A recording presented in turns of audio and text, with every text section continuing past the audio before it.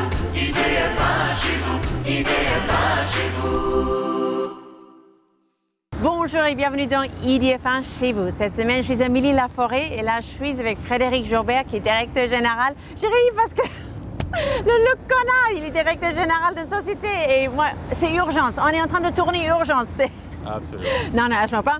On est pour cette société de herbes aromatiques surgelées. Bonjour Frédéric. Bonjour. Enchanté. Alors là, on a ramené les herbes des champs. C'est très réglé quelles herbes arrivent ici. Maintenant, derrière nous, qu'est-ce qu'on voit?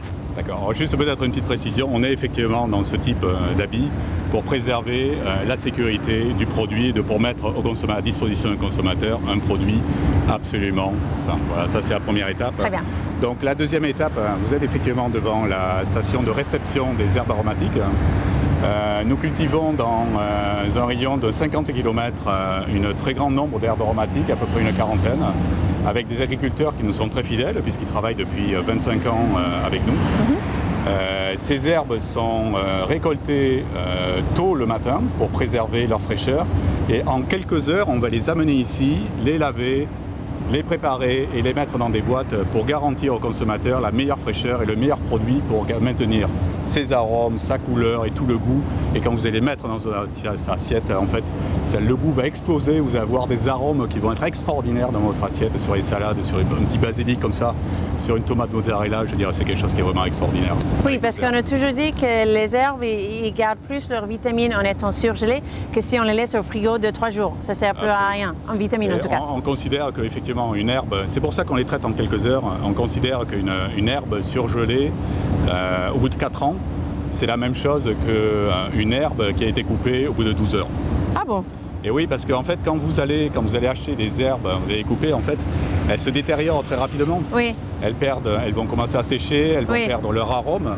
Alors que là, justement, avec le traitement très rapide qu'on fait avec tous nos équipements, avec nos camions, avec nos récolteuses, avec toutes les gens qui travaillent ici, pour avoir une super qualité produit, pour le mettre à disposition du consommateur, on va pouvoir garder tout ce qui est bon dans les herbes et c'est vraiment le meilleur qu'on va pouvoir mettre à disposition. Alors, quand on voit tous les tonnes d'eau que vous utilisez pour laver les herbes, comment vous réutilisez cette eau-là qui est après pas censée être propre? Alors, toute cette eau va être utilisée effectivement pour éliminer la terre qui va pouvoir venir avec les herbes, puisque c'est un produit naturel qui vient du champ.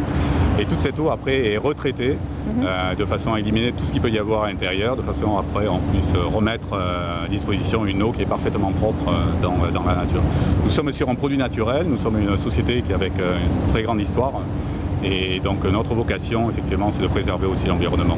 Ce que je remarque tout de suite, c'est que vous avez une usine qui est à l'extérieur, donc susceptible au temps qui passe. Donc s'il fait mauvais, ça n'affecte pas du tout l'herbe.